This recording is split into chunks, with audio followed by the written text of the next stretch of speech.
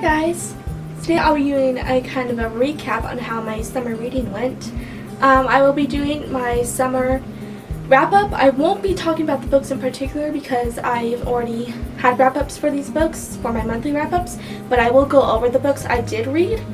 And then at the end of the video, I will tell you what the top 5 books I read this summer were, and I have a good bunch, so let's get into it. So starting with the books I read in May, I read Matched by Ali Condi, Me and Earl and the Dying Girl by Jessie Andrews, and 6 Earlier Days, the prequel novel to Everyday by David Levithan. And then for June, I read the most books I've ever read, which is 12 books in 1 month.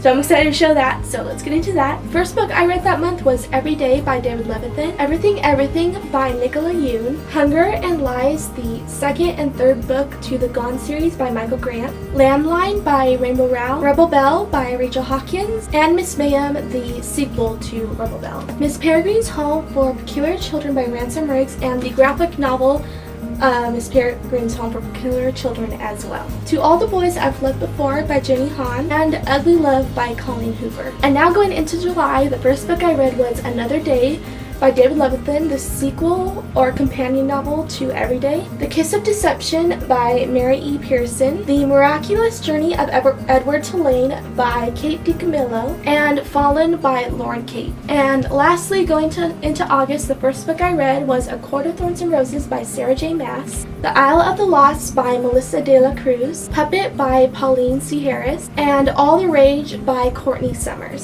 So those were every single one of the books I read from May to August of summer 2015. I read a total, how many did I read? I'm gonna have to look it up. I read a total of 24 books in the span of 4 months, which is pretty good. I have never done this much reading before. As I may have said, I only joined BookTube in May, so it has really caused me to do a lot of reading, and I'm really, really proud of myself. And I'm just happy and excited to see how I progress from here for the rest of the year. So I'm just going to see how it goes. So anyway, let's get into the top 5 books I read this summer. So I will be showing from least to most favorite book. In order of that, of course I loved all these books, there's not really any least, but just my least favorite out of these 5. So my number 5 favorite book I read this summer was Another Day by David Levithan, and as I said before, this is the companion novel to his book Everyday.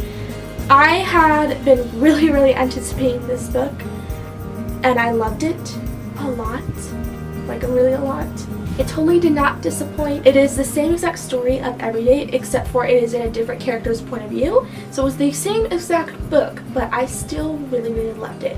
And yeah, it was worth the wait, and it made it on my list for top 5 books I read this summer. My number 4th book is Me and Earl and the Dying Girl by Jessie Andrews, which I don't have the physical copy of this because I lent it out to my mom and she has not given it back. I seriously need to ask her to give it back because, as you can see, I really like this book, so I need it back. This book was so hilarious. I just loved it so much. This is kind of actually the first book I read once I started BookTube. This was like the very first book I read, and so I think because of that it kind of has a lot of sentimental value to me now, and that's probably why it's on this list too. But I just love the book itself.